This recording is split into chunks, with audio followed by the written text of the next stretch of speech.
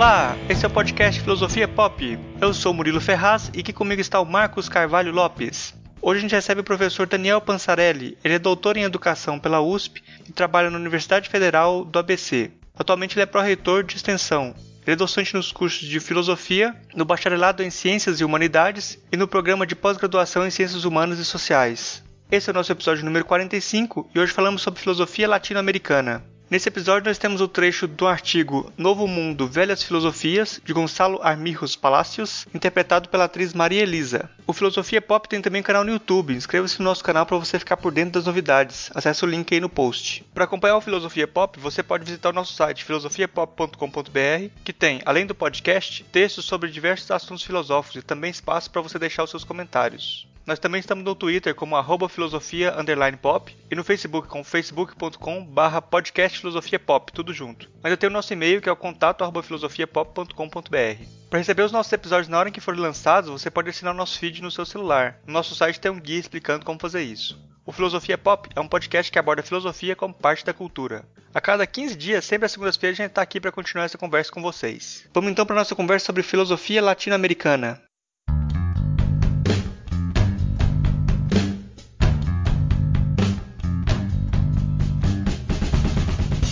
Hoje nós recebemos aqui, direto de São Bernardo do Campo, o professor Daniel Pansarelli, doutor em Educação pela USP, com mestrado em Educação e graduação em Filosofia. Ele trabalha na Universidade Federal do ABC, é atual pró-reitor de Extensão, docente nos cursos de Filosofia, Bacharelado de Ciências e Humanidades e no Programa de Pós-Graduação em Ciências Humanas e Sociais. Gostaria de pedir para você se apresentar aí para o pessoal, falar sobre quem é você, o que você faz. Legal, então olá para todo mundo que nos ouve. Eu sou professor de filosofia, né? Sempre gostei da área, desde a minha graduação já tive essa tendência, né, para atuar como docente na área, e por isso fui justamente também para a área de educação, para lidar com questões do ensino. E aí no campo da ética, da filosofia política, que sempre me interessaram, foi na aproximação com esse campo que eu acabei me direcionando para o tema do nosso papo aqui, que é a filosofia latino-americana, a filosofia da libertação. Hoje a gente vai falar sobre filosofia latino-americana e eu gostaria de começar perguntando para você, Daniel, o que é a filosofia latino-americana? Legal, é uma pergunta bacana, porque por muito tempo acho que houve uma crítica, uma recusa da nossa comunidade filosófica em aceitar a filosofia latino-americana como uma área própria da filosofia, né? E é curioso porque, assim, dificilmente você começaria uma entrevista perguntando o que é a filosofia francesa contemporânea, né? Ou dificilmente você começaria a entrevista perguntando o que é a filosofia, alemã na época do esclarecimento. Porque quando a gente fala desses movimentos, sempre tem a localização, além do período histórico, tem a localização geográfica, né? Que não significa que é uma filosofia restrita àquela localidade, mas apenas que reúne um conjunto de pensadores, de intelectuais, que estão afeitos a algumas temáticas, afinal de contas eles vivem no mesmo contexto sócio-histórico, né? E nesse sentido a filosofia latino-americana não é diferente de qualquer outra denominação filosófica que a gente possa identificar, né? Quer dizer, se eu falo de filosofia francesa contemporânea, a gente estaria englobando aí uma diversidade de autores, de tendências de pensamento, de correntes, que passaria por Sartre, por Merleau-Ponty, por Foucault, cada um com sua especificidade muito grande, mas que alguns elementos amplamente entendidos permitem a caracterização, a união dos seus pensamentos nesse grande bloco, né? No caso da filosofia latino-americana é exatamente a mesma coisa, né? Então, são diversos pensadores de países diferentes, de tradições filosóficas diferentes, mas que, de alguma maneira, priorizam no seu fazer filosófico temáticas que são condizentes à realidade sócio-histórica do nosso continente, né? Tem uma singularidade da América Latina nesse mundo globalizado, né? A gente entra nesse mundo quando as regras do modo de produção capitalista estavam sendo forjadas, a gente entra, enfim, em uma economia que estava se construindo no início da modernidade, mas entramos de forma subordinada, sem uma identidade nacional, nem mesmo como países, né? Porque éramos colônias dos países europeus. Então, de certa maneira, há diversos elementos históricos que dão uma unidade também amplamente entendida, como em todos os casos, né? Mas que caracterizam, né? São esses elementos comuns que caracterizam a realidade da América Latina.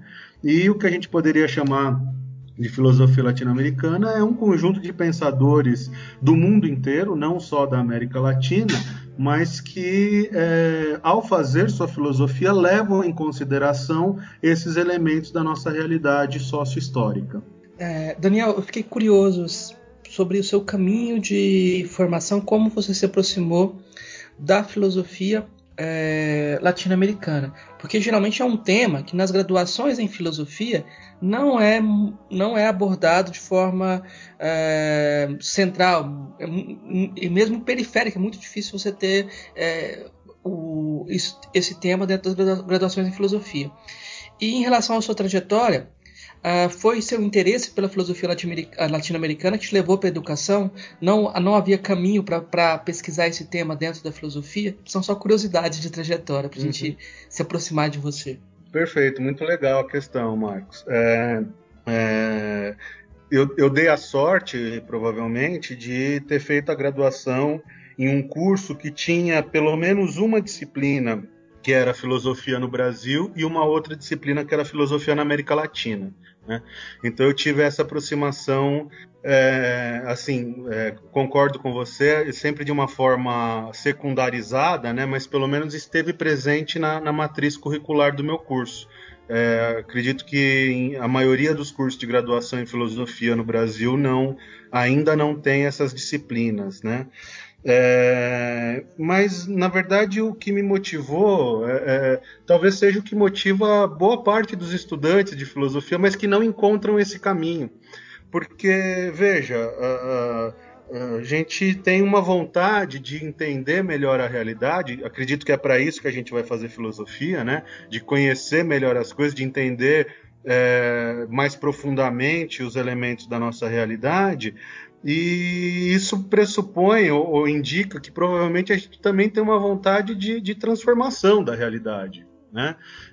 Eu digo sempre que nenhum estudante que eu conheço em toda a minha carreira aí, de docente, nenhum estudante chega com 17, 18 anos na faculdade dizendo assim, olha, eu vim fazer filosofia porque o meu sonho é entender melhor o que o Schopenhauer quis dizer no segundo parágrafo do seu livro. Né? A gente é que vai formando os estudantes para que eles se tornem, muitas vezes, meros intérpretes da tradição filosófica. E eu nunca me contentei com isso, né? Claro que não é o caso de recusar a importância desse trabalho, mas eu entendo que a compreensão mais aprofundada dos clássicos, dos grandes textos da filosofia e de outros materiais, isso é meio, né? Não é fim.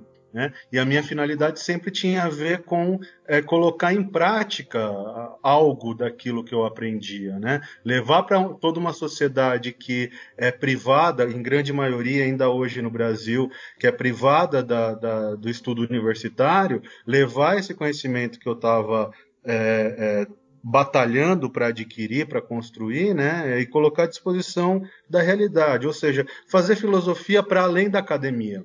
Né? Eu sempre tomo cuidado ao dizer isso, porque não significa recusar a tradição filosófica ou recusar a academia, mas entender que ela não é o fim da atividade filosófica. E eu fui no campo da filosofia latino-americana, eu encontrei esse espaço que para mim é um espaço de praxis, né? É um espaço em que eu podia trabalhar com diversos autores, mas ao mesmo tempo colocá-los a serviço de pensar a realidade em que eu vivo, e não simplesmente pensar esse autor no conjunto da sua obra, numa lógica interna da sua obra, né? E aí, nos momentos de fazer o meu mestrado, meu doutorado, naquele momento ainda não se tinha muitas opções em programas de pós-graduação em filosofia, né? Então, eu acabei sendo acolhido por programas de educação que já me facilitavam, diferente da filosofia, né, já me facilitavam, me empurravam para tentar interpretar, entender, problematizar a realidade. Tive a alegria de, tanto no mestrado quanto no doutorado, ser orientado por filósofos, né? O meu orientador do mestrado, professor Danilo Di Mano, era filósofo, doutor em filosofia. Meu orientador do doutorado, professor Antônio Joaquim Severino, também, né? Então foi uma trajetória, eu digo, híbrida sempre, né? Com um pé na educação, porque eu estava em programas de educação, mas com um pé muito forte na filosofia, seja pela minha motivação inicial, seja porque os meus orientadores, os meus interlocutores mais diretos eram filósofos sempre. Uhum. Para fazer um panorama assim da filosofia latino-americana, quais são os principais autores que trabalham com esse tema hoje em dia?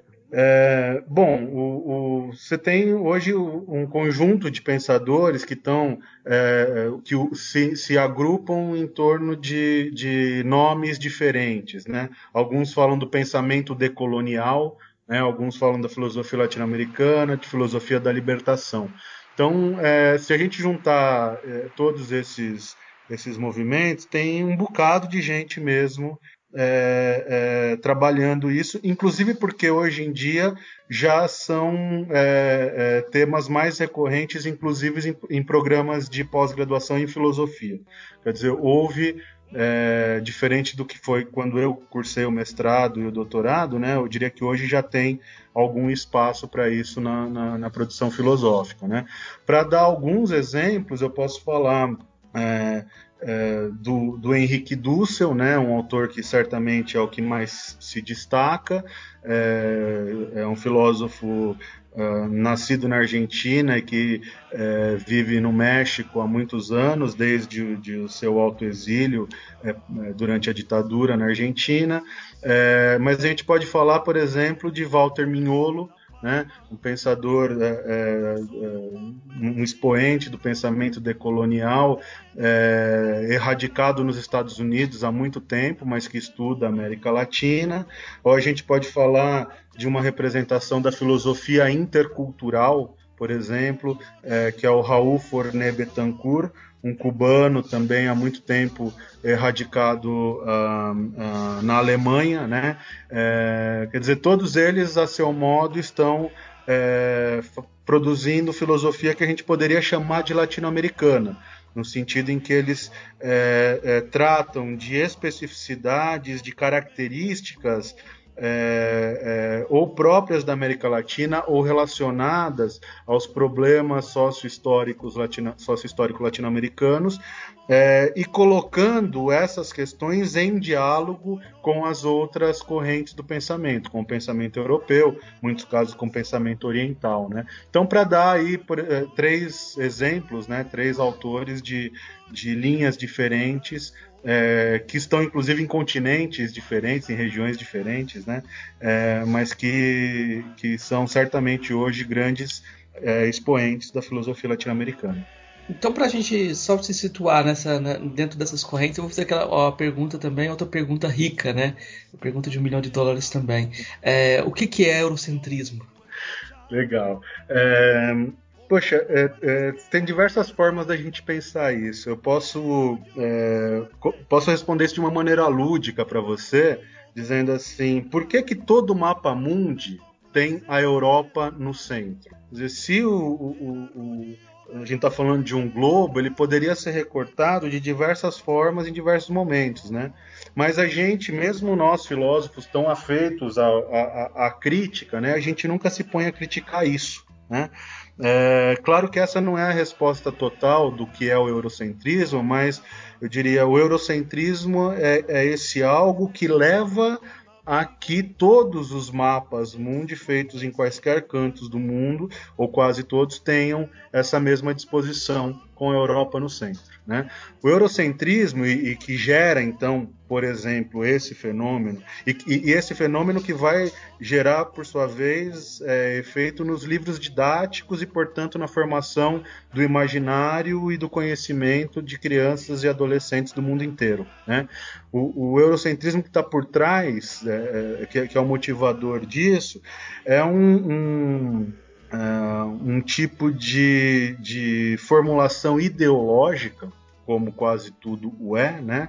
Um tipo de formação ideológica, mas que cria no nosso imaginário uma certa ideia de que a Europa é o centro das relações ético-políticas, comerciais, culturais, desde sempre. Né, desde sempre, e acredito que esse é o diferencial, né? Quando a gente olha para a história pregressa toda, a gente sempre olha para essa história tendo como referência a Europa. Não nos damos conta, por exemplo, que a antiguidade grega ali, o período clássico da filosofia, por exemplo, ele é muito mais do Oriente Próximo e do norte da África do que da Europa, né? A Grécia, é verdade que hoje ela está localizada na Europa, mas naquele momento não existia Europa. Mas nós nunca pensamos, ou raramente pensamos os gregos, na relação com os orientais, ou na relação com os africanos, né? Então se constrói no imaginário que desde aquele momento a filosofia era já europeia, antes mesmo da Europa existir, né?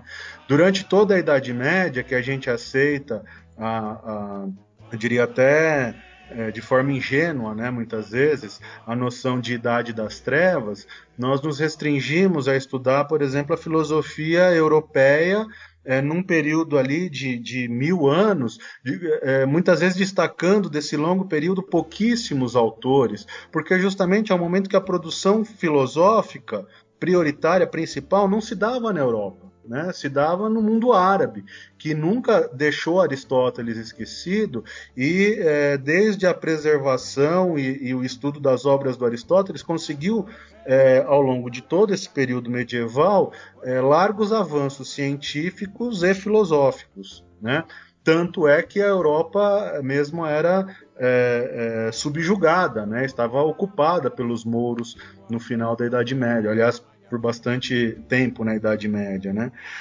O que acontece é que no início da modernidade, quando a Europa vai apenas nesse momento ascendendo, começando a ascender a posição de um continente central, né, de uma região central, nesse sentido de centralidade econômica, de centralidade política, junto com isso se cria uma certa ideologia, né, uma ideologia de que a Europa é centro desde sempre.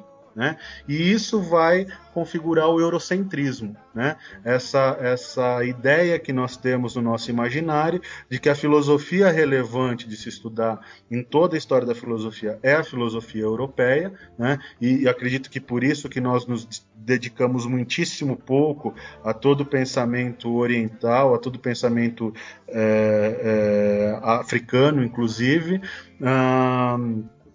por essa espécie de cerceamento ideológico, né? São os limites que nós temos ao fazer a leitura da nossa história, que chamamos de universal, né? Mas esse universo está restrito à Europa e aos desdobramentos da Europa, ou na Austrália, ou na América do Norte, mas sempre com um núcleo muito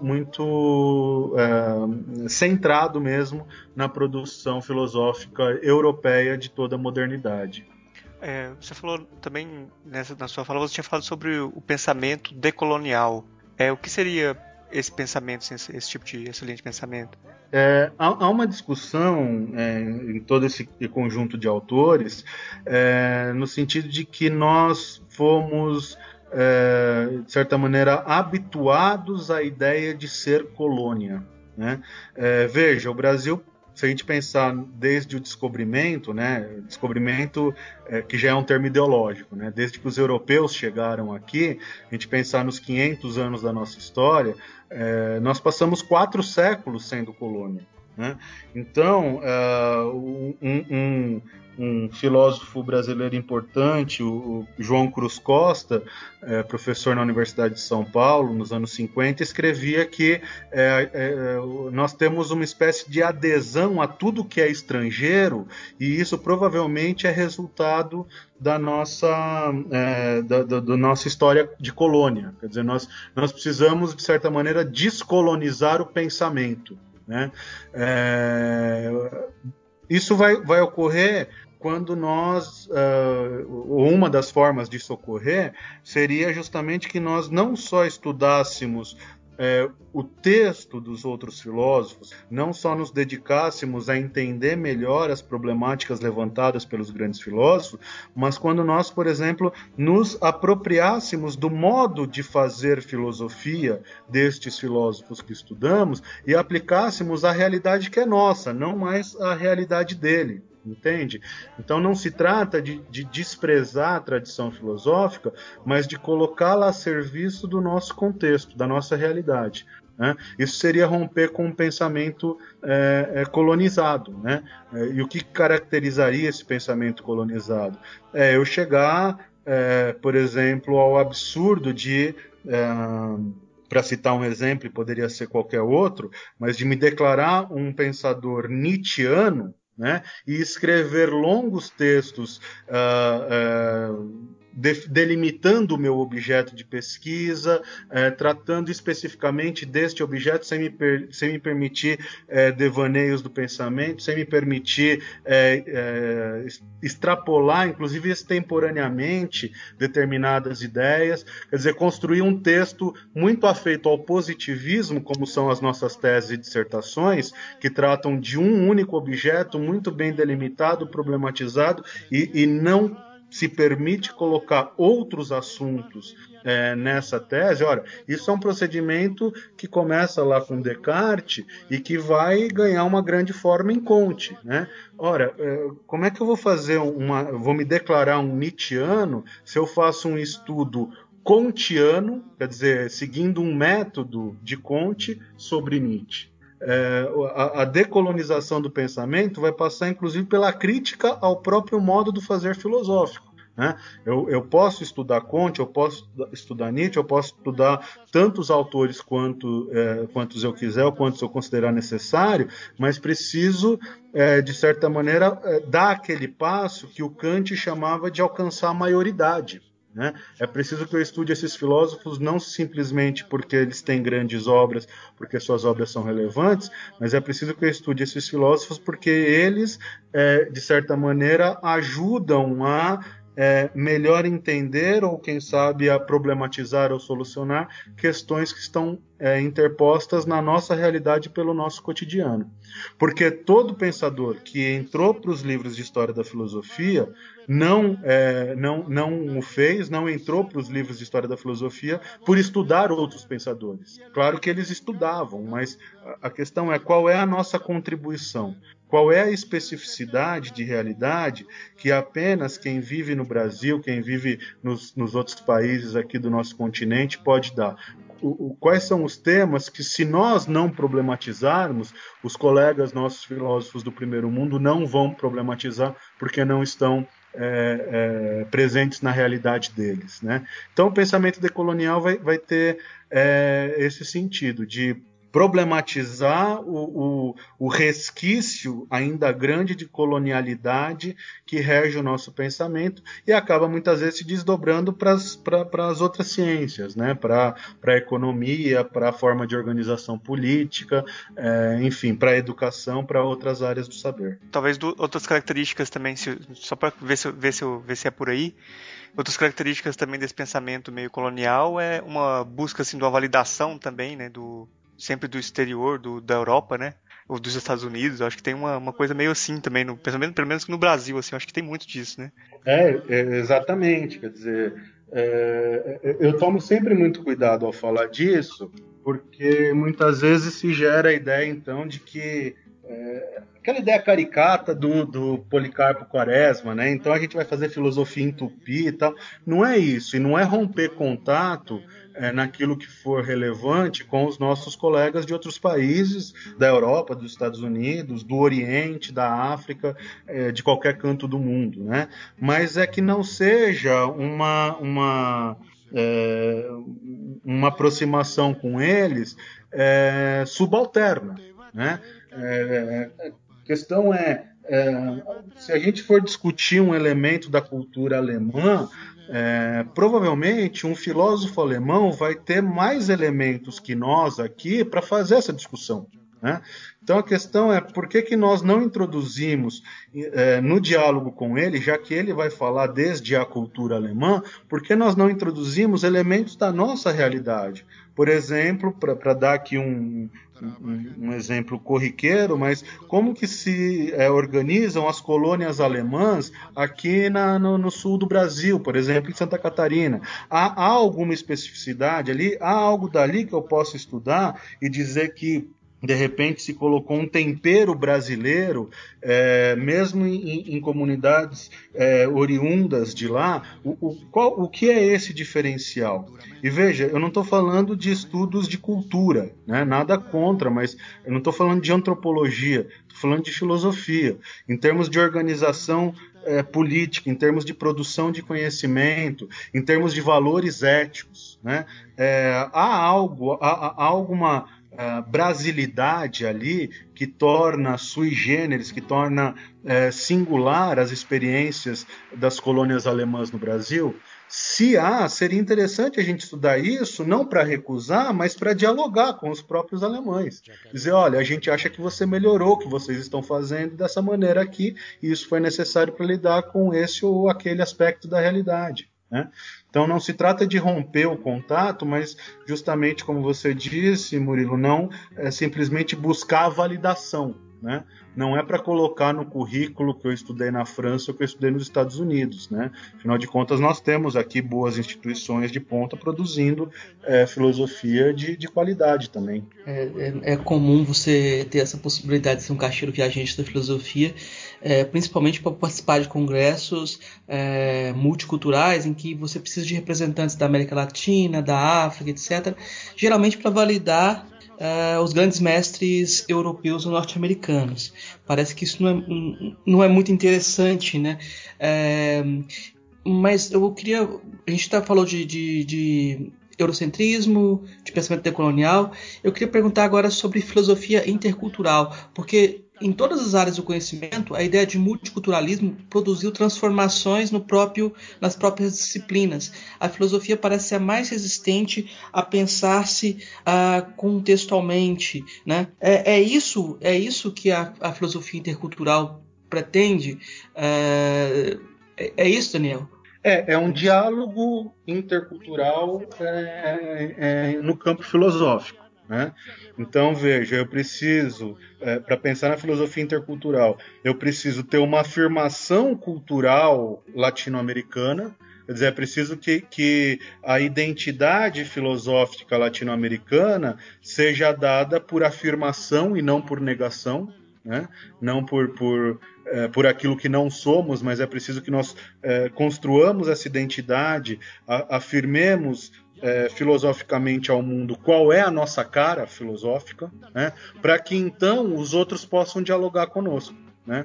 Quer dizer, se por um lado está muito claro o que significa o pensamento norte-americano da segunda metade do século XX para cá, está muito claro o que significa o pensamento na Alemanha, as teorias da justiça, se está bastante claro como que os franceses têm se colocado nesse período. Quer dizer, não está claro ainda qual é a cara da América Latina nesse diálogo filosófico global que se dá depois da Segunda Guerra Mundial para cá e que vai sofrendo novas transformações nesse início de século, né? Então a filosofia intercultural ela vai pregar justamente o diálogo entre filosofias oriundas de culturas diferentes, né? A questão é que para isso nós precisamos, claro que isso acontece com alguns desses autores, inclusive que eu já mencionei, mas para que a gente possa levar isso adiante em grande escala é preciso aumentar no próprio Brasil, na América Latina como um todo, ter mais pensadores e pensadoras fazendo aqui no Brasil e na América Latina o que fizeram os grandes filósofos, que é se colocar para responder se dispor a responder filosoficamente questões interpostas pela realidade de seu tempo e de suas localidades, né?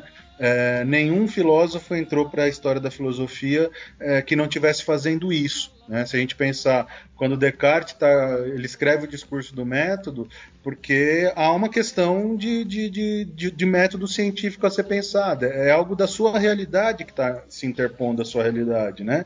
É algo da sua realidade que está se interpondo ao seu fazer filosófico, e ele assume essa tarefa. Ou se a gente quiser pensar, quando Platão vai escrever a alegoria da caverna, ele está respondendo a uma questão de uma realidade histórica e geográfica e sociopolítica, né? Então a questão nós precisamos entre nós ter mais colegas também dispostos a essa tarefa de lidar filosoficamente com as questões interpostas pela realidade latino-americana, não só pelas realidades de outros continentes, para que assim afirmemos a nossa identidade filosófica com maior clareza, com maior potencialidade, e com isso então possamos entrar de maneira mais adequada, mais firme nesse diálogo intercultural, né? Para que nós possamos dialogar com os colegas filósofos do mundo todo, mas a partir da nossa realidade. É isso, e aí está, a meu ver, a grande riqueza, o grande potencial da filosofia latino-americana, né? Pegar os elementos que são próprios daqui, que não estão em outros cantos do mundo, para então oferecer alguma contribuição original, alguma contribuição que vale a pena, de fato, no debate filosófico global. Uhum. O Henrique Dussel, ele fala de 2 paradigmas para a descrição da modernidade. Você tem um vídeo que você explica essa distinção. Eu gostaria de você explicar assim, o que está em jogo nessa dupla descrição da modernidade. Poxa, é muito interessante isso, porque o paradigma tradicional, esse eurocêntrico, né, eu até mencionei na resposta anterior, é esse paradigma que vai nos levar a crer que a Europa ela é o centro filosófico por uma espécie de vocação natural, né? É algo como dizer, o tipo de razão que se desenvolveu na Europa é uma razão mais afeita ao fazer filosófico, né? Talvez seja o tipo de pensamento que tenha levado Heidegger a dizer que só se filosofa em grego, e o que se tem mais próximo do grego no seu tempo histórico era o alemão, né?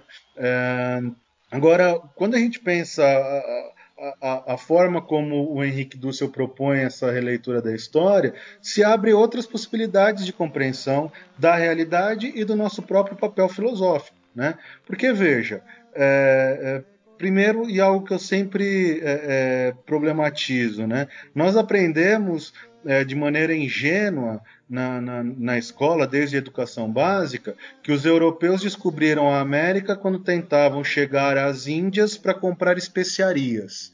E eu digo, ninguém atravessa 2 oceanos para comprar cravo da Índia ou canela em pau, né?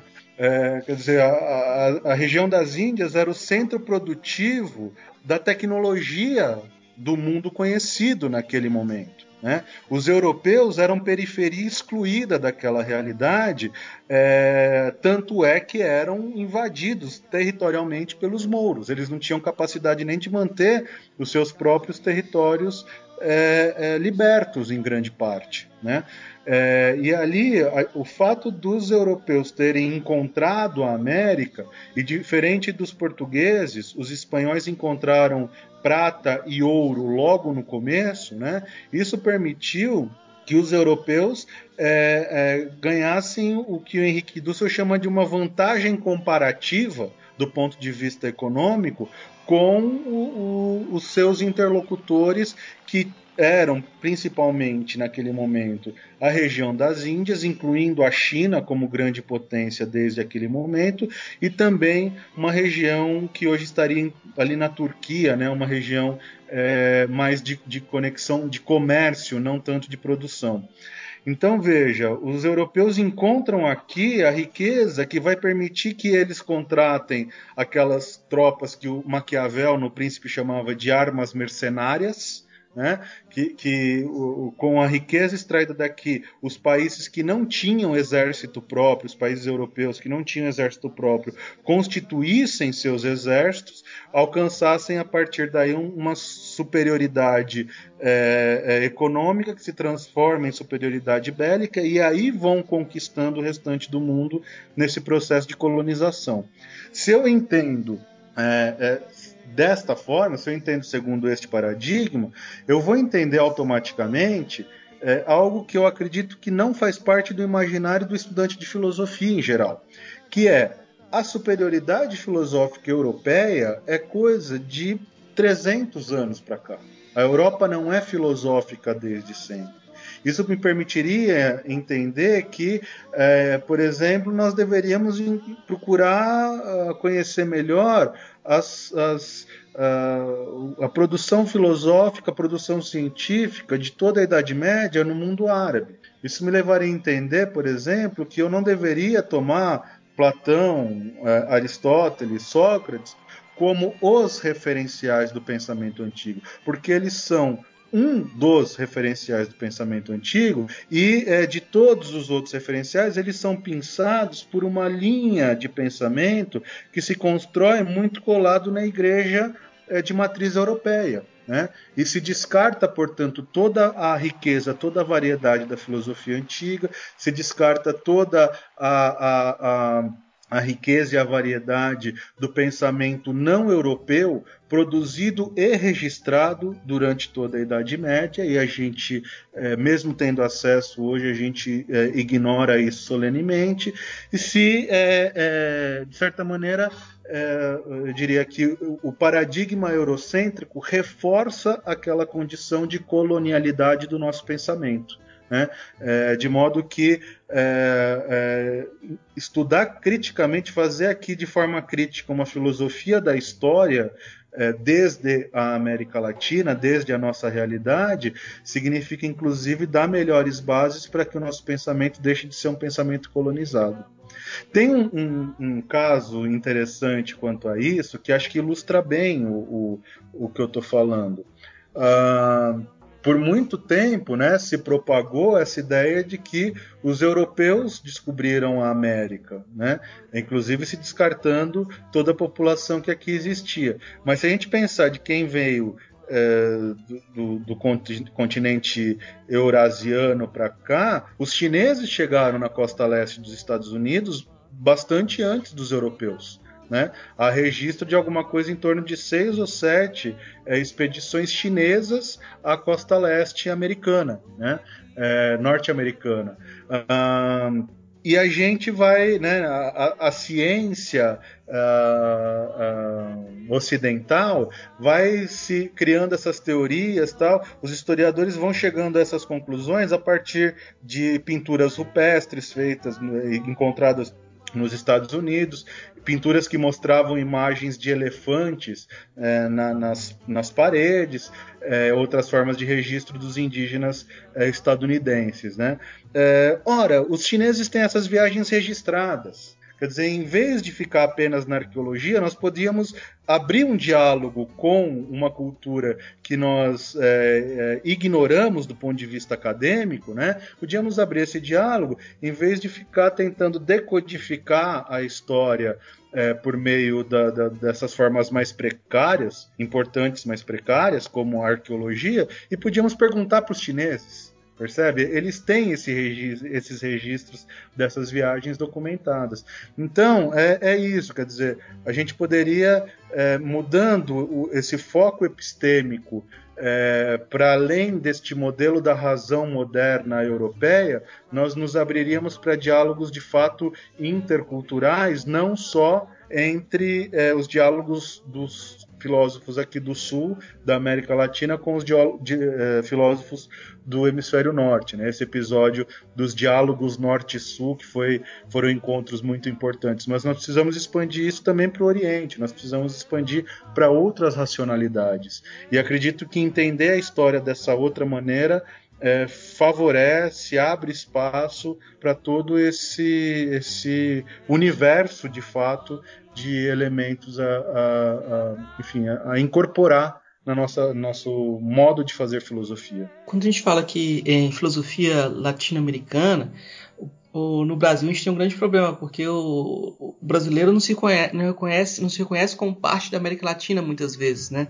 Talvez por falar a língua portuguesa, mas talvez, acho que por uma ignorância da própria história, porque quando a gente fala de colonização também parece que o Brasil não foi colonizado, né? O brasileiro tem muita dificuldade de pensar esse aspecto, né? Como você vê a situação do Brasil dentro da filosofia latino-americana, né? Dessa ambiguidade de ser o único país de língua portuguesa, como o Brasil entra nesse jogo? Tem aquela máxima, né, que é dita por aí, que o Brasil está de frente para a Europa e de costa para a América Latina, né? E acho que em grande parte isso é verdade, né? Talvez também como uma das características desse nosso pensamento colonizado, a gente sempre deu muito mais atenção para o hemisfério norte do que para os nossos vizinhos mais próximos. Acredito que a língua é um dos fatores que envolve isso, mas tem outros elementos também mais históricos nossos, né?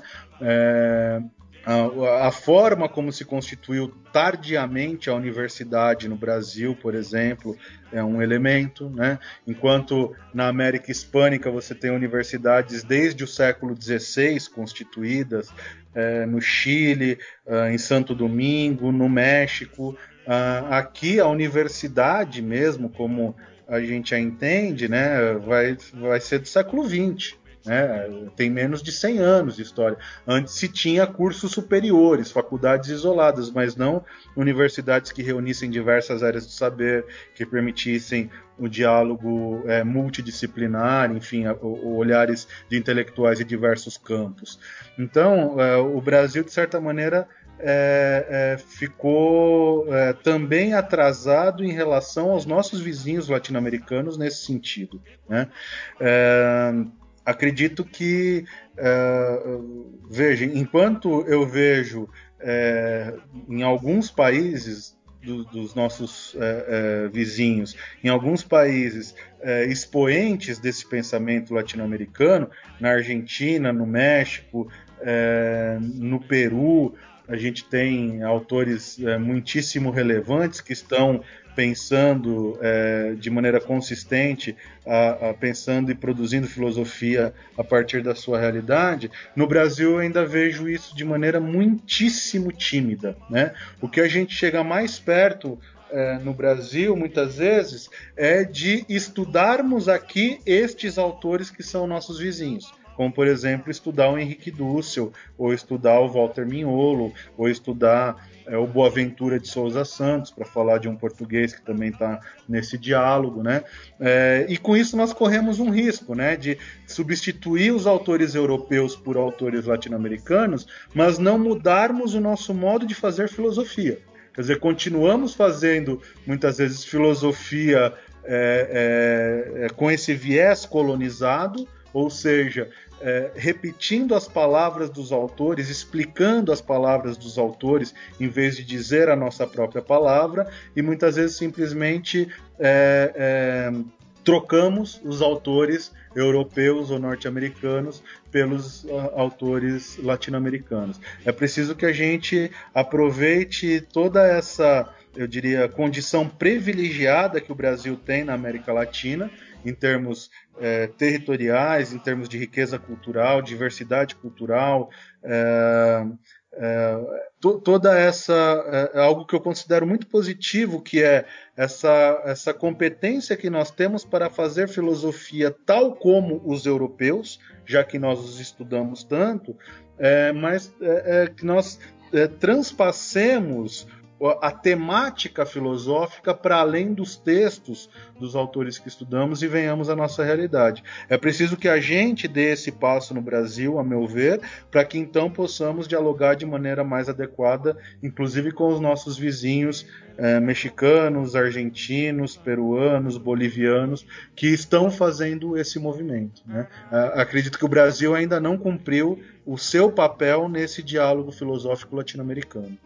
Quando você fala também de pensar a América Latina, eu fico pensando assim, o que é que caracteriza? Qual que é a característica, assim, que a gente poderia dizer que essa é uma característica latino-americana mesmo, assim? Veja, a gente tem uma série de elementos que a gente pode colocar que dá alguma unidade ao nosso continente.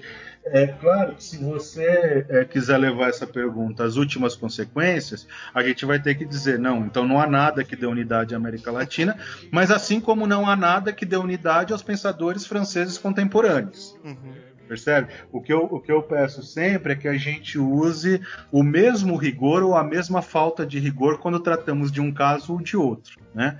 Então, quais são esses elementos na América Latina? A gente vai ter que, em todos os países, por exemplo, você tem praticamente como que eu posso dizer isso? A eliminação do modelo de civilização que se tinha antes da chegada dos europeus e, portanto, a implantação de um novo modelo de civilização que começa mais ou menos aí há 500 anos. Isso é um traço comum a todos os países. A gente vai encontrar essa característica que eu estou chamando de colonialidade do pensamento, que passa por uma adesão exagerada ao estrangeiro, que passa por de venda de livros de um filósofo ou de outro filósofo, oscilando aqui na América Latina e no Brasil, mais ou menos da mesma maneira que oscila na Europa. Ou seja, no momento em que está todo mundo lendo Nietzsche lá, aumenta-se as traduções e as vendas de Nietzsche aqui. Quando Nietzsche deixa de ser o autor mais popular e Habermas vai crescendo na Europa, aqui as editoras também publicam e vendem, e nós consumimos mais Habermas, e quando Habermas deixa de ter espaço e Foucault se torna um autor na Europa, isso também acontece aqui. Então, eu diria a tendência de determinados autores, de determinadas correntes aqui, na América Latina inteira, ela varia muito colada com o que está em alta, com o que é pop no momento lá na Europa, né? Então, assim, isso é o que eu estou chamando de pensamento ainda colonizado, de resquício colonial no nosso pensamento. E esse é um elemento mais ou menos comum em toda a América Latina, né? Então, a gente pode falar, se a gente quiser partir para a realidade sociocultural, né? São todos países que pertenciam ao tal do terceiro mundo e hoje estão aí em desenvolvimento ou são subdesenvolvidos, portanto, são países que participam de um mundo capitalista em uma condição de subordinação, né? São todos países que sofreram algo inédito no mundo, que é a eliminação da população natural daqui, dos ameríndios, né, dos indígenas originários, e a transplantação de mão de obra escravizada, né, dos povos africanos em larga escala. Então, é claro que aí você vai ter uma nuance. Em alguns países você tem uma presença negra um pouco menor, em outros países é muito maior, mas todos esses elementos dão uma certa unidade a isso que a gente chama de América Latina, né? E, portanto, se são povos cuja civilização começa mais ou menos há 500 anos, com a dizimação das populações anteriores, com a transplantação de outras populações vindas do continente africano, e todos esses países entram no jogo do capitalismo, na mesma condição adversa, há diversos elementos comuns que podem ser tratados como, vamos dizer, problemas postos pela realidade latino-americana ao filósofo contemporâneo, né? Daí para frente, se a gente quiser especificar quais são as especificidades do Brasil ou de cada parte do Brasil, a gente vai conseguir ainda mais enriquecer esse diálogo com os nossos pares latino-americanos. Então aqui a gente tem espaço para um diálogo intercultural dentro da própria América Latina, se vocês quiserem, dentro do próprio Brasil, né, o que significa fazer filosofia no Ceará, em relação a fazer filosofia no Rio Grande do Sul, em relação a fazer filosofia no meio da floresta, e aqui onde eu estou, na Grande São Paulo, quais são as adversidades ou as especificidades que cada uma dessas realidades interpõe a mim e a vocês como filósofos, né? Nós podemos enriquecer, então, o diálogo propriamente brasileiro e esse diálogo brasileiro pode se expandir para a América Latina, assim como o diálogo latino-americano pode ser colocado também em debate, também de forma dialógica no debate com os outros filósofos dos outros cantos do mundo. Um elemento comum da América Latina, a gente pode chamar de América Latina ou América de formação católica também, talvez fosse um jeito de chamar. Eu estou chamando a atenção para esse elemento religioso para perguntar sobre a relação entre a filosofia latino-americana e a teologia da libertação, né? Qual a relação que existe entre esses dois elementos, né? Entre a filosofia latino-americana e a teologia da libertação? E qual separação também que existe entre esses elementos? Porque parece que os lugares institucionais que dão espaço para a filosofia latino-americana geralmente são aqueles espaços onde há também uma abertura para a teologia da libertação, né? É por aí, Daniel? Como é que está isso agora? Tá.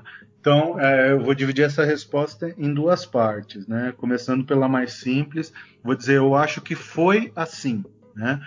Houve, você está certo, né? Por bastante tempo, uma maior abertura para a filosofia latino-americana, para a filosofia da libertação, em instituições confessionais e que tinham ali nas suas confissões uma relação mais próxima com a teologia da libertação.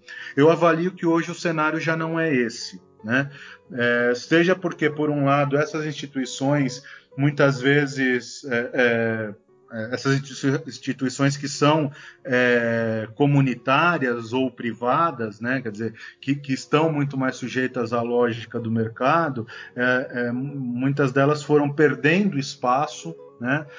Então, grandes instituições tradicionais têm enfrentado dificuldades por questões econômicas, de concorrência predatória, muitas vezes, da educação superior. Então, isso, eu diria, ajudou a limitar um pouco o papel que elas têm nesse fomento, né, a pesquisa da filosofia, a produção da filosofia na América Latina. E, por outro lado, a gente identifica que universidades públicas têm cada vez mais se aberto para isso, né? Então, eu posso citar, para dar 3 exemplos de programas de pós-graduação em filosofia de universidades públicas no Brasil, em estados diferentes, né, que lidam com essa temática. A gente vai ter no programa da Universidade Federal da Paraíba, incluindo no doutorado mantido junto com a Universidade Federal de Pernambuco, a produção recente de diversas teses sobre filosofia latino-americana. Ali você tem um núcleo que lida muito com questões de direitos humanos e do pensamento latino-americano. Você tem aqui onde eu estou, na Universidade Federal do ABC, no mestrado em filosofia, não só eu, mas outros orientadores que lidam também com essa temática. E você tem, talvez, há mais tempo ainda, na UFRJ, uma sucessão de professores que vem orientando na filosofia, atualmente, especificamente sobre filosofia brasileira, né? Você tem o grupo do professor Luiz Alberto Cerqueira, com o seu núcleo de estudos de filosofia brasileira, né? Então, para dar 3 exemplos de 3 programas de pós-graduação hoje em filosofia em universidades públicas que abrem espaço para isso. Claro que poderia citar outros, né, mas queria mostrar aqui uma variedade de instituições. Então, eu diria que hoje em dia o cenário é um pouco diferente e essa área da filosofia tem sido já acolhida, ainda há muito a percorrer, mas já tem sido acolhida nas universidades públicas, e diria que um grande marco nesse avanço é a criação de um GT da ANPOF para esse campo, né, de filosofia latino-americana, filosofia da libertação e pensamento decolonial, né? Acredito que isso também mostra que a comunidade filosófica está cada vez mais se abrindo para a relevância desse campo de estudos. Aí, voltando então para a questão histórica, uma curiosidade é que todos esses movimentos de libertação, a gente pode falar da filosofia da libertação, a gente pode falar da psicologia de libertação, ou psicanálise de libertação ainda antes, da teologia, a gente pode falar, enfim, das teorias econômicas, né, muito próprias ali a condição de subdesenvolvido dos nossos países latino-americanos na década de 70 e 80, as teorias da dependência, por exemplo, mas isso tudo começa, curiosamente, com um brasileiro que faz o primeiro aporte a esse movimento de libertação de maneira clara, que é o Paulo Freire e a pedagogia do oprimido. Né? A pedagogia do oprimido ela é anterior à teologia da libertação e claramente a teologia da libertação busca inspiração nos métodos freirianos e ela é anterior também à filosofia da libertação, ao menos nesse formato, né, que a filosofia da libertação vai adquirindo aí dos anos 1970 para cá. Né? O Henrique Dussel, quando escreve um livro que vai ser um dos marcos desse pensamento, que é o Método para uma Filosofia da Libertação, ele já vai claramente fazer referência ao pensamento do Paulo Freire. Né? Então eu diria que a relação mais próxima talvez seja, inclusive, da filosofia da libertação, para falar de relação com outras áreas do saber, talvez seja com a pedagogia do oprimido. Né? Claro que há uma relação também com a teologia da libertação, na medida em que todos esses movimentos assumem como prioritário da sua produção, cada um na sua área do saber, lidar com a realidade sócio-histórica, que no geral é uma realidade de opressão. Né? Aliás, esses movimentos surgem durante ditaduras e ali a ideia de libertação também estava muito claramente posta, né? Era libertação, inclusive política, não só, mas inclusive a libertação política, né? Então eu diria que a interface é essa, né? Quer dizer, a filosofia da libertação ela está no campo filosófico lidando com a realidade com a nossa realidade conjuntural, ainda que buscando produzir conhecimentos filosóficos e, portanto, conhecimentos que extrapolem essa realidade local. Né? Quer dizer, o fato de partir da realidade, partir de problemas conjunturais, não significa que eu vou fazer uma filosofia conjuntural, até porque isso provavelmente não existe. Né? E o que vai diferenciar as áreas é justamente isso, quer dizer, estão todos, são todas áreas que estão sensíveis à realidade que se nos apresenta, mas cada um vai responder às questões que estão postas desde a sua área do saber. Né? E a teologia é uma área do saber muito distinta da filosofia, que por sua vez é muito distinta da economia e da pedagogia. Né? Então, veja, o que essas áreas têm em comum é muito mais uma sensibilidade com a conjuntura, com a realidade que se nos apresenta, mas cada uma delas vai procurar, no seu próprio arcabouço teórico, dentro dos seus próprios limites como área do conhecimento, vai procurar respostas para essas demandas da nossa realidade. Deixa eu tentar fazer uma pergunta aqui meio provocativa para dar uma claro. puxadinha aqui, que eu acho que uma crítica, pelo menos de lugar comum, eu não sei, acho que até fora da filosofia, quando se começa com falar desse discurso de colonização, de de tirar o foco do eurocentrismo, vai ter muita gente mais conservadora que vai falar que isso é meio que um vitimismo, um mimimi, para falar que a gente não produz coisas de qualidade aqui e tem que ficar criticando o que é de fora e tal. Assim, como você vê esse tipo de pensamento? Assim, Uhum. Veja, eu acho que em nenhum momento eu critiquei o que é de fora. Eu não acredito que os nossos colegas dos países europeus, os filósofos que lá estejam fazendo coisa errada, né? Acredito que o alemão vai ter que pensar como alemão, o inglês vai ter que pensar como inglês. Quer dizer, a forma de pensar de cada um deles tem a ver com a forma cultural da sociedade em que vive, né? Afinal de contas, como dizia o Darcy Ribeiro, nós não somos coelhos, né? Quer dizer, eu sou formado como ser humano como membro de uma certa sociedade, portanto, com determinados valores, com determinadas características que me são inculcados, né? Eu me formo dialogicamente, e se é dialógico, eu me formo no diálogo com elementos da minha sociedade, da minha cultura. Não acredito que os nossos colegas europeus estejam fazendo errado, e não acredito que nós sejamos vítimas também, né? Acredito que nós estamos vivendo um momento histórico em que talvez nós tenhamos já aprendido de maneira adequada como fazer a leitura sistemática dos textos, como reproduzir de maneira adequada ou explorar de maneira adequada os textos dos grandes autores, e estamos no momento de produzir o nosso próprio texto, entende? De dizer a nossa própria palavra, e assim entrar como adultos agora num diálogo. Talvez eu vejo isso com muita naturalidade, na verdade. Vejo que, o país, o Brasil, assim como outros países da América Latina, mas vamos falar do Brasil, que a gente está mais conectado aqui com a nossa realidade, né?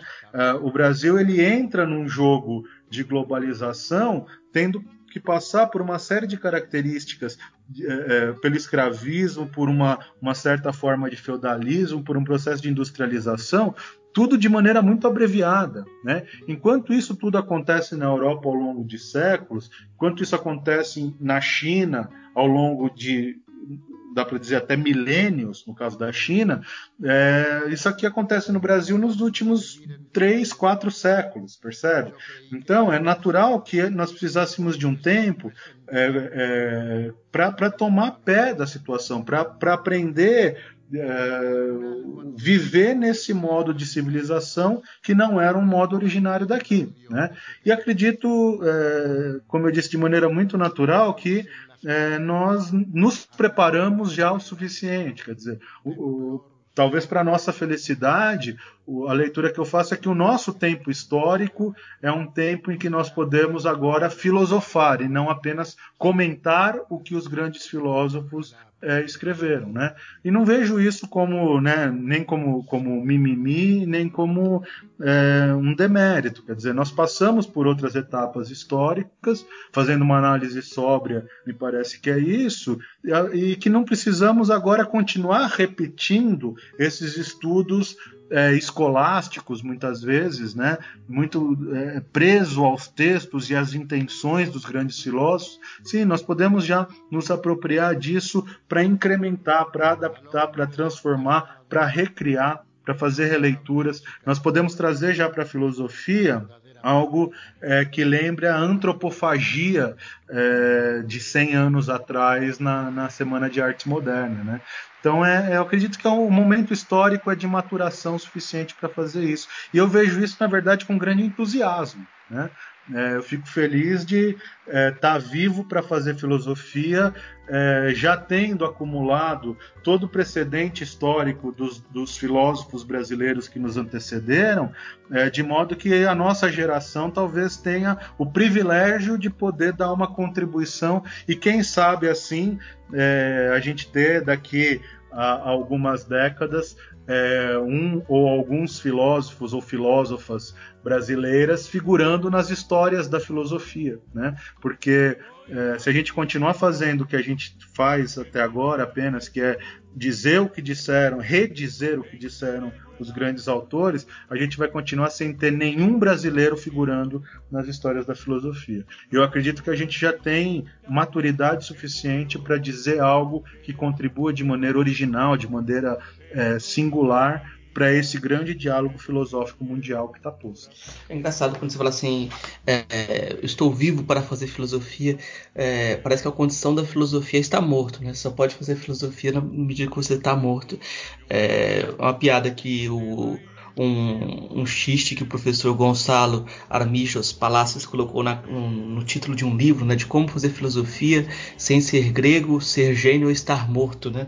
Parece que a pressuposição da nossa pedagogia filosófica era de que nós éramos impotentes para fazer filosofia. Mas o Gonçalo tem uma outra provocação, assim, tem um texto dele anterior a esse de como fazer filosofia, que ele fala de novos mundos e novas filosofias. Curiosamente, ele nega a existência de uma filosofia latino-americana, mas ele fala que a gente vai ter uma filosofia latino-americana quando a gente tratar dos problemas sociais da nossa realidade, assim como a literatura, a música, o cinema, etc., as outras áreas da arte o fazem, né? A gente tem cinema latino-americano, a gente tem literatura latino-americana de grande qualidade e reconhecimento internacional, mas a filosofia deveria, para ele, ir nesse caminho de dialogar com o seu contexto. Uma coisa que eu observo, pelo menos um olhar enviesado que eu tenho sobre a filosofia latino-americana, é que ela tem uma ênfase política e de transformação social. Mas você fala algumas coisas que apontam na direção também de uma perspectiva estética. Como que é essa abordagem de uma estética decolonial? Como o pensamento da filosofia latino-americana dialoga com o cinema, com a literatura? Existe esse diálogo, essa aproximação? Existe sim, em diversas formas. Eu diria que eu concordo com você que até agora as produções, vamos dizer, mais volumosas estão aí no campo da ética e da filosofia política, né? O que significa que é preciso, que há muito espaço e muito campo para que os nossos estudantes de filosofia e os filósofos e filósofas possam expandir para as outras áreas, né? Vou falar da estética, mas quero dizer antes que eu acredito que a própria epistemologia tem muito a ganhar com esse diálogo, né? Afinal de contas, a gente trata a razão no singular, adotando como se o único modelo essa razão instrumental, moderna, europeia, né? E a gente não fala de racionalidades múltiplas, de outras formas de usar o logos, né? E acredito que na nossa diversidade cultural, por exemplo, há espaço para se constituir outras epistemologias, né? Acredito que isso é uma das contribuições que eu acredito muito promissoras, num campo muito fértil e que eu espero que surja aqui no nosso meio, né? Até para romper com aquilo que autores como Boaventura ou como Mignolo chamam de epistemicídios, né? Ou seja, o assassinato de diversas outras formas de conhecer em nome deste modo padrão científico, dessa razão instrumentalizada cartesiana, europeia, né, moderna. Então, para falar de um campo além do que você me perguntou, né, que é ainda para epistemologia. Mas na estética a gente tem enfim, produções diversas, né? Produções desde produções clássicas de literatura que beiram a filosofia em muitos momentos, se a gente pensar no Machado de Assis, por exemplo. A gente tem produção recente, o professor Júlio Cabreira, por exemplo, da UNB, tem publicado muita coisa e um material muito bem recebido sobre filosofia e cinema, discutindo de maneira bastante, inclusive, original, bastante singular a interface entre as áreas.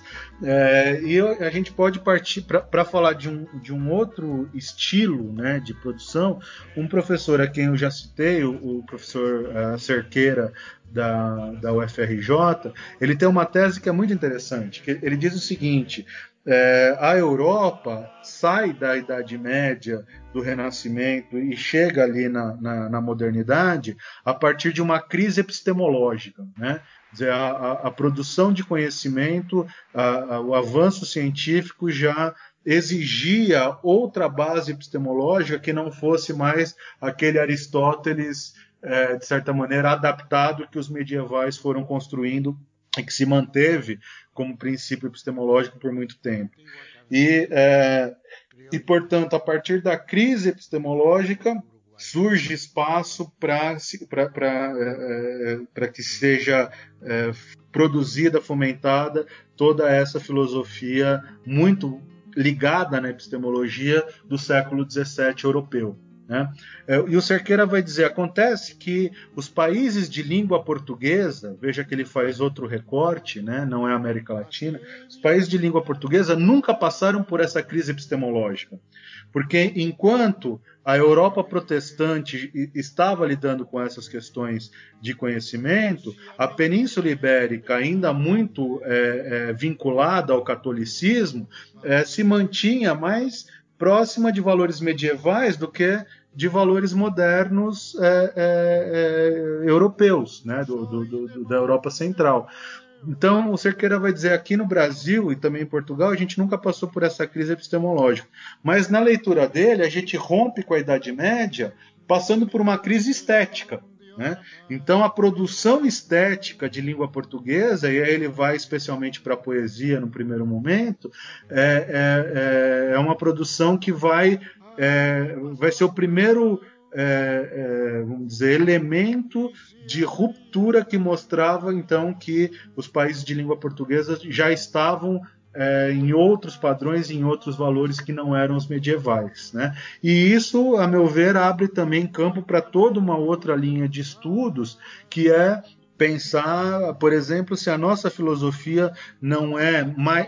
veja, estou dando aqui como hipótese, né, de investigação, mas se a nossa filosofia não é muitas vezes mais vinculada à estética do que à epistemologia, e talvez daí, inclusive, a nossa dificuldade de reconhecer que temos sim aqui uma filosofia muito produtiva, muito rica e muito diversa. Né? Se o problema não está justamente que nós estamos procurando riqueza epistemológica, onde devíamos estar procurando toda a riqueza estética que permeia a nossa cultura e, em grande parte, a nossa produção filosófica também.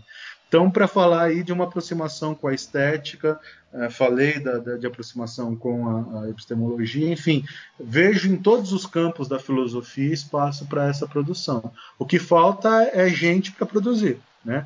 E acredito que isso também está aumentando o número de pós-graduandos em filosofia que lidam com essas questões. Acredito que com os anos aí a gente vai ver produções muitíssimo interessantes e originais nesse campo. Mas meio que pegando dessa fala final sua aí, da produção, a impressão que eu tenho, assim, olhando, só sendo não estudando a área, mas meio que palpitando aqui do pouco que eu posso aprender, é que fica muito num pensamento de que nós temos que fazer um pensamento latino-americano, nós temos que fazer, e não vai para o fazer. Não sei se você compreende, assim, parece que agora sim. Parece que falta esse passo, né, de fazer mesmo alguma... Exatamente, eu concordo. Acho que já passou a fase de fazer uma crítica, de discutir se existe ou não essa filosofia, discutir se isso é ou não filosofia. Acredito que isso foi superado pelas gerações passadas. Né? E há esse espaço. Justamente o que eu dizia é que eu vejo que em alguns países latino-americanos isso tem avançado a passos mais largos do que ainda aqui no Brasil, né? E que a gente precisa levar isso adiante. Vocês fizeram aí algumas provocações agora no final, eu quero comentar com uma provocação também, né? Eu digo sempre assim que todos os meus ou muitos dos meus colegas militantes comunistas, né, profundos conhecedores da filosofia marxista, do pensamento de Lenin, estão ainda hoje se matando ali para conseguir organizar uma célula de 3 comunistas e ter, assim, um braço de um partido comunista. Aliás, uma especificidade brasileira é que o Brasil tem 7 ou 8 partidos comunistas, né? Quer dizer, a gente pode mudar de modo de produção e continuar pluripartidário, também seria um caso sui generis, né? Mas, veja, enquanto eles estão lendo profundamente Marx, Lenin e tentando organizar pequenas células do partido, eu olho para o lado e vejo um carnavalesco de uma escola de samba organizando 3.000 pessoas, 5.000 pessoas com alegorias construídas de maneira precária em barracões ainda, e vejo essas 5.000 pessoas que nunca se viram todas na vida desfilando com harmonia, com evolução, fazendo recuo de bateria. A gente não olha para a expressão da nossa cultura. Quer dizer, me parece que carnavalesco tem muito mais competência de organização popular do que marxista-leninista no Brasil. É disso que eu estou falando. A gente precisa olhar para além. Não precisamos parar de ler Marx e Lenin, mas podemos ir perguntar para o carnavalesco como é que ele consegue aquilo, já que os partidos comunistas por aqui não têm conseguido, apesar de toda a sua expertise intelectual, né? Nós precisamos olhar mais para a nossa realidade, talvez encontrar fora das páginas, mas encontrar olhando no mundo os diferenciais que podem nos ajudar a entrar nesse diálogo filosófico de maneira mais madura, né? Entrar dizendo a nossa própria palavra, entrar consciente do que queremos dizer, não apenas repetindo os grandes autores, e para dar como exemplo, no caso dos marxistas, fazendo o que Marx pregava, né? Que não era ler texto, mas era transformar a realidade, era lidar com a realidade.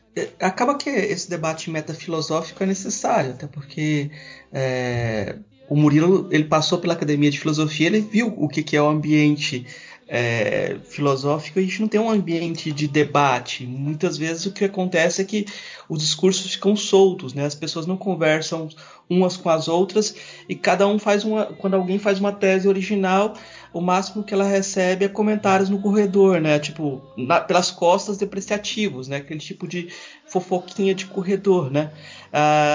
Então eu vou fazer um autoelogio aqui, Daniel, mas é uma coisa que eu acho que é interessante comentar. Essas semanas a gente está agora a gente está na metade de março, o podcast chegou a 300 mil downloads. A gente estava nesse projeto há quase 2 anos, mas eu fico cada cast em 2 semanas consegue cerca de 6, 8 mil downloads, né? Algo por aí. Então eu fico pensando o que na academia consegue esse tipo de audiência, né? O que a gente consegue aqui no cast a gente consegue colocar temas que não são centrais para a filosofia, temas que são marginais, mas o que acontece é que nosso público ouvinte não é, na sua maioria, gente que está na filosofia academicamente, ou os que estão na filosofia academicamente ouvem e não citam.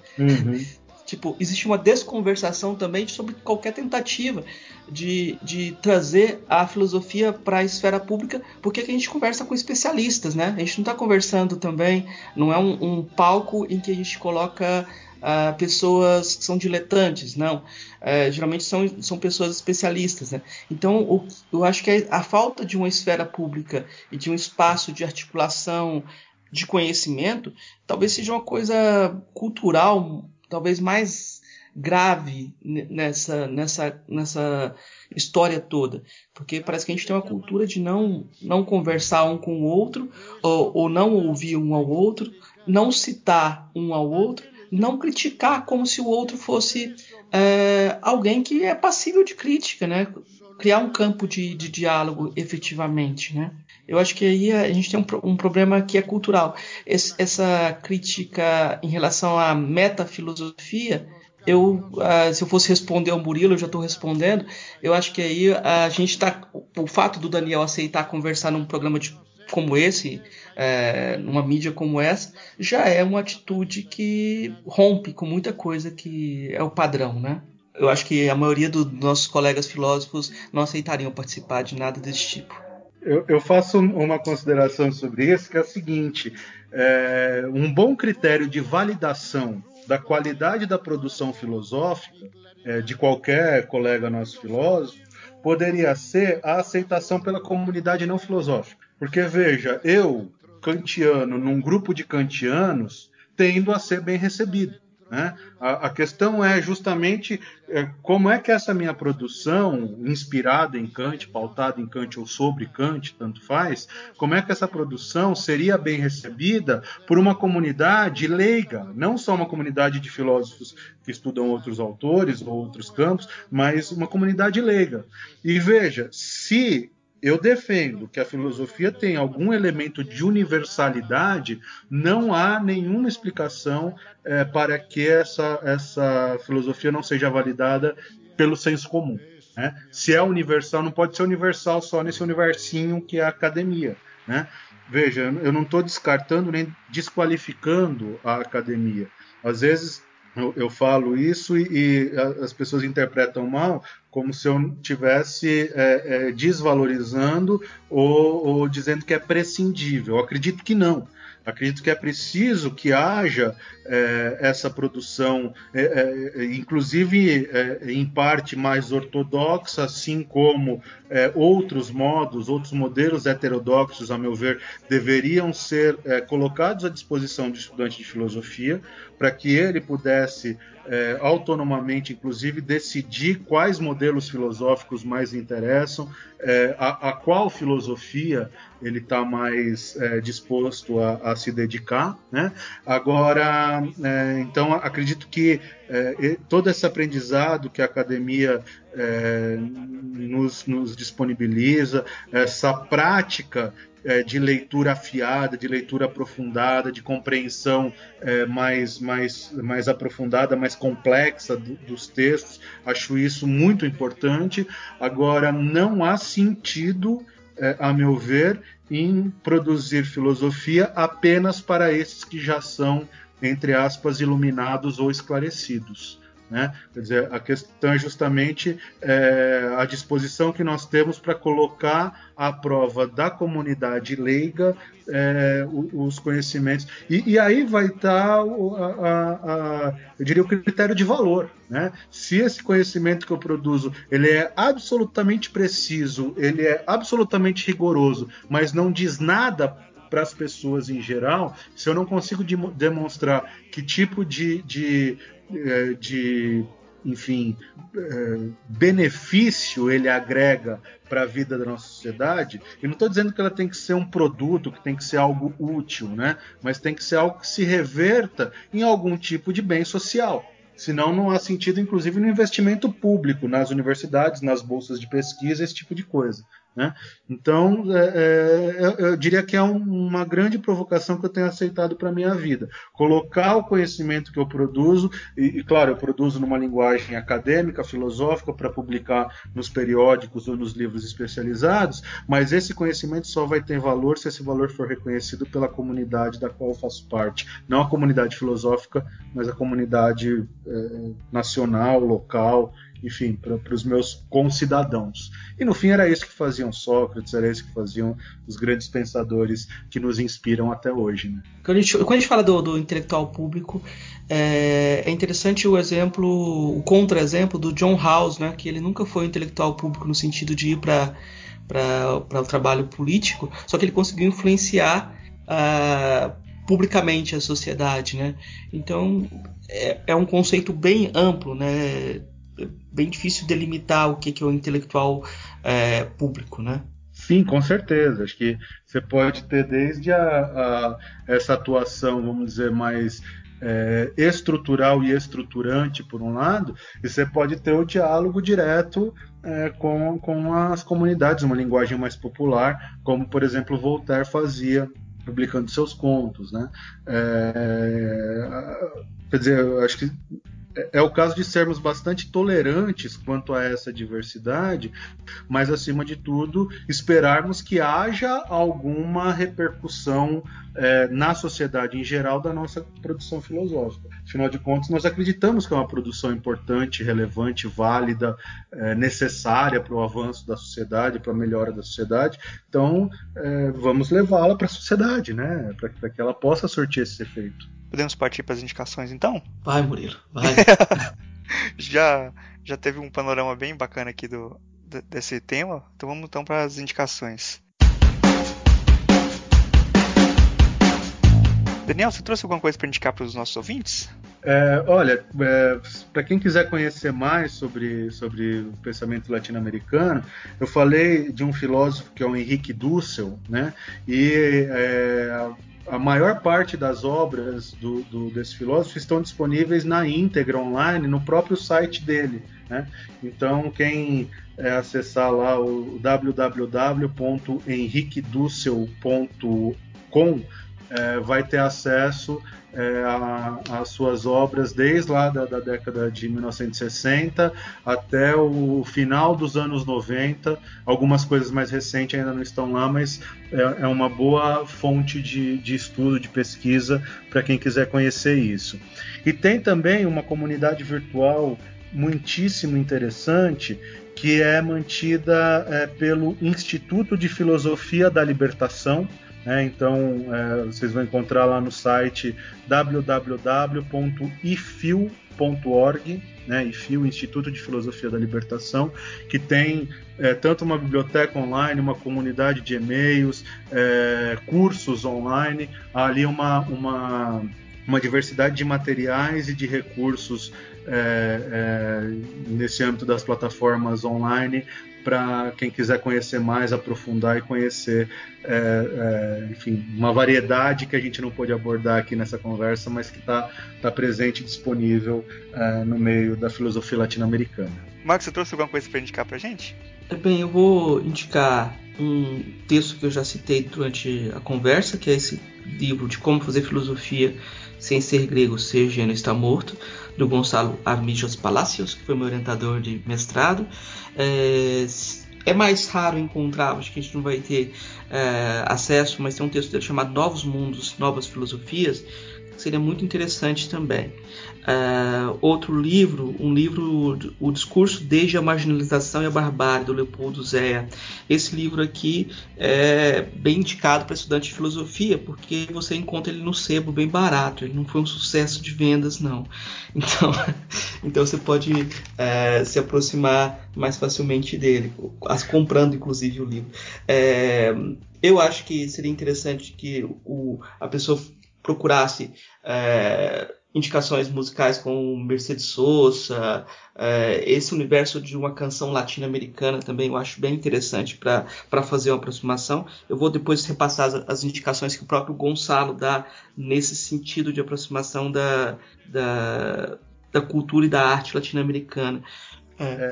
Um comentário, esse livro do Leopoldo Zea que você mencionou, né, O Discurso desde a Marginalização e a Barbárie, em uma das edições publicadas no Brasil, ele tem, na verdade, um segundo livro nesse mesmo volume, né? Esse segundo texto, que é um texto muito importante do Leopoldo Zea, que é a filosofia americana como filosofia sem mais. Né? Nessa tradução ficou como filosofia pura e simplesmente, mas que ele justamente faz essa discussão de que, no fim das contas, filosofia é filosofia, e eu não preciso adjetivar ela como filosofia americana ou filosofia de qualquer outra nacionalidade. É um texto clássico e muito importante. E aí, para falar de um texto clássico brasileiro e delicioso de se ler nesse campo, é a Crítica da Razão Tupiniquim, né, do Roberto Gomes, em que ele justamente discute algumas características gerais do brasileiro, o humor, uma certa fé muito grande em diversos momentos da vida, né? Mesmo as pessoas que não são praticantes de religião, e como que isso acaba sendo apartado, né, isolado na hora de produzir filosofia. Quer dizer, como que o brasileiro não leva brasilidade na hora de produzir filosofia. Então, a Crítica da Razão Tupiniquim é um clássico nesse campo, muito bacana também, e deve estar aí na 30ª edição, alguma coisa assim. Então, as edições mais antigas também são encontradas no sebo a preços convidativos. O autor que eu estava querendo lembrar é o Vitor Ramil.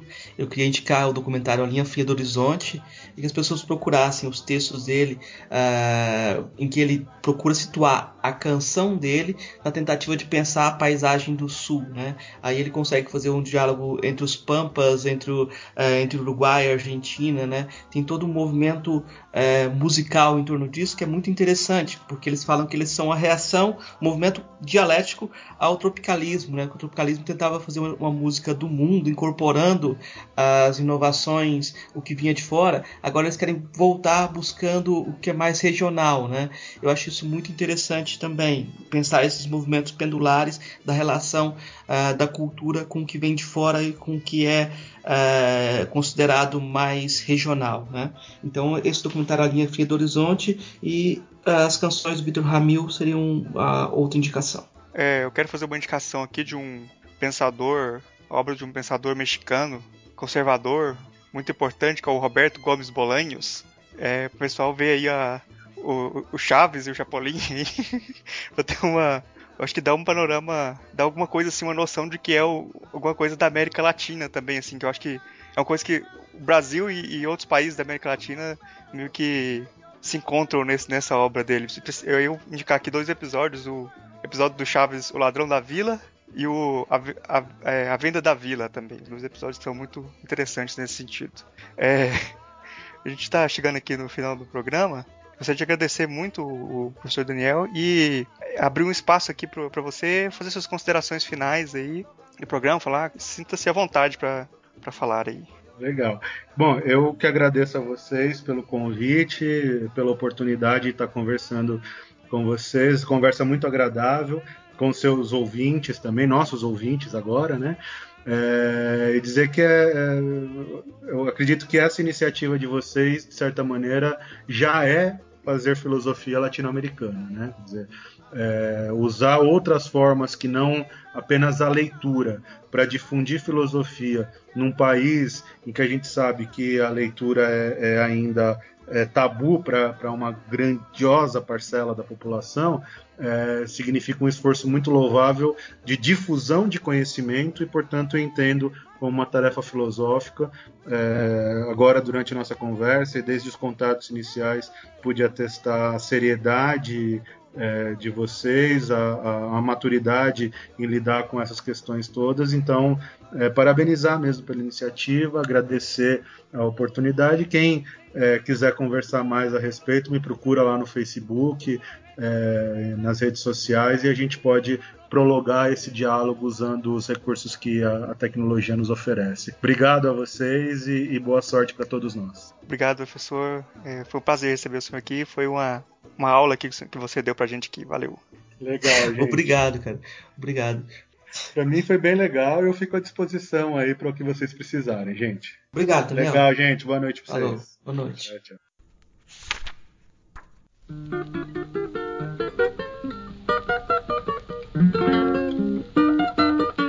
Trecho do artigo Novo Mundo, Velhas Filosofias, Gonçalo Armijos Palacios. Devemos parar de fazer filosofia para europeu ler. Não porque europeu não lê filósofo latino-americano. Temos várias maneiras de fazer filosofia nossa. Se for realmente um problema termos que fazer filosofia nossa, o problema de fundo aparece quando mudamos o lugar do pronome e dizemos: o problema não é fazer filosofia nossa, mas nós fazermos filosofia, ou fazermos filosofia por nós mesmos. Podemos fazer isto demonstrando, por exemplo, que certos projetos europeus são inconsistentes, inviáveis, estéreis, inaproveitáveis, ou desenvolvendo, se for o caso, outros projetos e adaptando-os, modificando-os de acordo com as nossas necessidades e projetos. Podemos, por exemplo, mostrar os erros e inconsistências cometidas por essa pretensa filosofia infalível.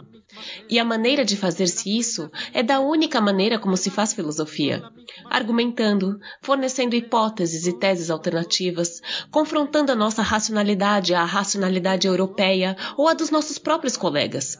O que, note-se, é impossível se não conhecermos muito bem a filosofia europeia, que é nossa num sentido importante. É nossa tradição. Ora, não podemos esperar o aplauso europeu como critério que indique se a nossa produção é ou não filosófica. E, obviamente, nem aqueles que julgam através dessa mentalidade. Não é, porém, uma atitude anti-europeia que estou propondo. É uma atitude contra a tendência europeizante prevalecente na própria América Latina e fácil de ver nos intelectuais. Não podemos escrever para europeus. Devemos escrever para nós mesmos, pois é o nosso projeto que está em jogo. É curioso perceber que a criatividade do homem latino-americano aparece em tudo aquilo em que a verdade não está em jogo. O monopólio da ciência, da filosofia, do saber europeus consistem numa imposição semântica de impor o que é para eles a verdade. Ora, poucos enxergam que esta imposição semântica está baseada numa escolha temática, e a escolha temática numa determinação problemática. Noutras palavras, é o problema que condiciona o tema e o conteúdo semântico. As verdades, portanto, são o produto de uma escolha temática e problemática prévias. Se o problema é deles, então as verdades serão, e têm que ser, deles.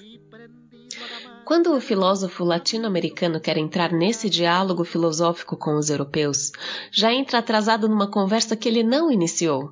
E mesmo tendo coisas importantes a dizer, todos sabem que não é propriamente seu problema que está sendo discutido. Entrar na discussão que começaram os europeus só tem sentido filosófico se é feita quando se tem algo novo a dizer. E só temos algo novo a dizer quando temos uma proposta nova a fazer. Melhor ainda se por trás dessa proposta há uma atitude de ruptura. É isso que faz continuar a filosofia. A filosofia latino-americana ocupará o lugar que a literatura, as artes e a música latino-americanas ocupam quando houver problemas a serem discutidos por ela. Quais são esses problemas? Muitos. Talvez começar por apontar as fraquezas do próprio discurso europeu. Desmistificar o discurso e a razão ocidentais. Esse é um momento negativo, é verdade. Depois poderá propor suas soluções e afirmar suas posições. Para isso, o filósofo latino-americano precisa conquistar o leitor latino-americano. O leitor que queira lê-lo, assim como lê Borges, Garcia Marques, Pablo Neruda, como canta Vinícius, Caetano, Atahualpa Yupanqui, Violeta Parra, Pablo Milanés, Júlio Jaramillo.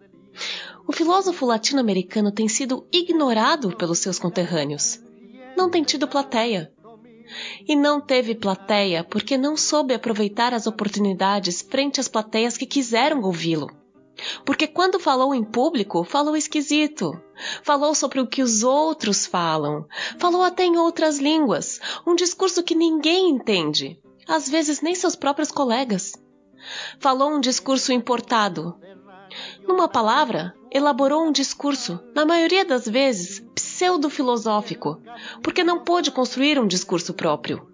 Não pôde falar sua própria língua, talvez porque, vendo-se na obrigação de falar outras línguas, não conseguiu pensar em nenhuma. Não podemos falar nossa própria língua quando não encontramos nossa própria maneira de ser, de apropriar-nos do discurso filosófico herdado da tradição. Leitor, de novo, não pode cair na armadilha do singular, discurso próprio. Só aqui no Brasil deveria haver mais de um discurso próprio, porque há mais de uma realidade brasileira. Ser ou não ser não é a questão. Para falar de alguma maneira, devemos ser de alguma maneira. Ora, será que sabemos o que queremos ser? O problema não é ser ou não ser, pois é impossível não ser. Todo deixar de ser já é uma maneira de ser, e o não ser, puro e simples, como Parmênides disse, não é, nem pode ser. A questão, então, é ser de uma maneira ou de outra. Os filósofos latino-americanos não souberam imprimir em seu discurso sua especificidade latino-americana, seu temperamento, sua mistura, sua cor que, queiram ou não, já é bronzeada, porque não souberam assumir-se. Assumir sua maneira de ser, quer dizer, outra vez o maldito singular europeizante. Suas maneiras de ser, sua diversidade, sua pluralidade. No século XX, assistimos a uma destruição do mito da razão total. É um rompimento com o esquematismo de grandes sistemas. Rompimento que é o único caminho para encontrar novos caminhos. E o novo caminho só o procuramos quando experimentamos uma decepção filosófica.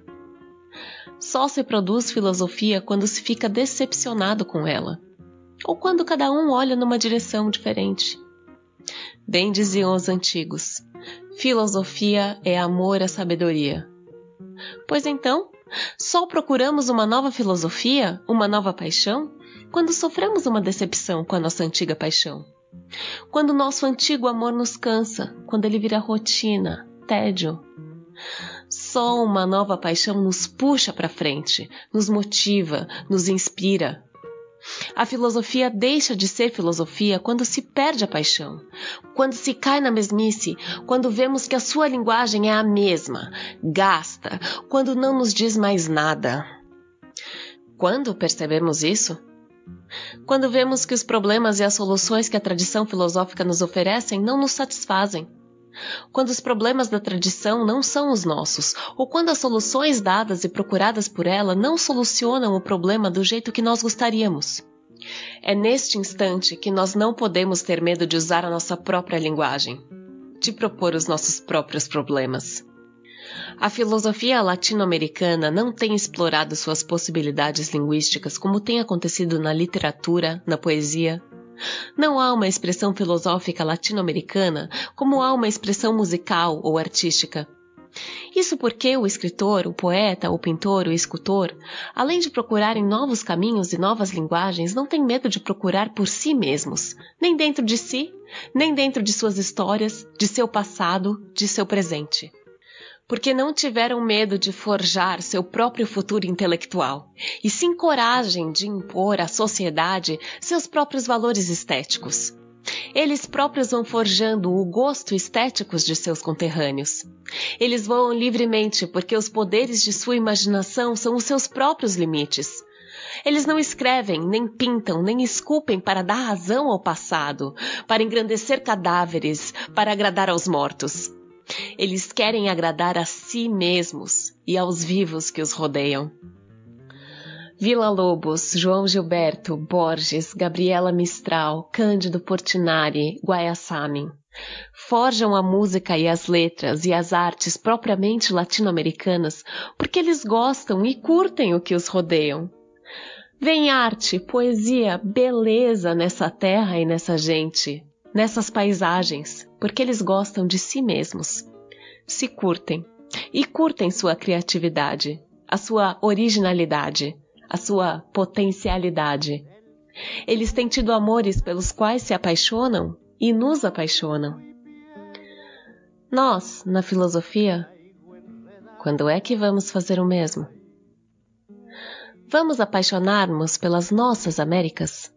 Pelas nossas realidades latino-americanas? Já não é sem tempo.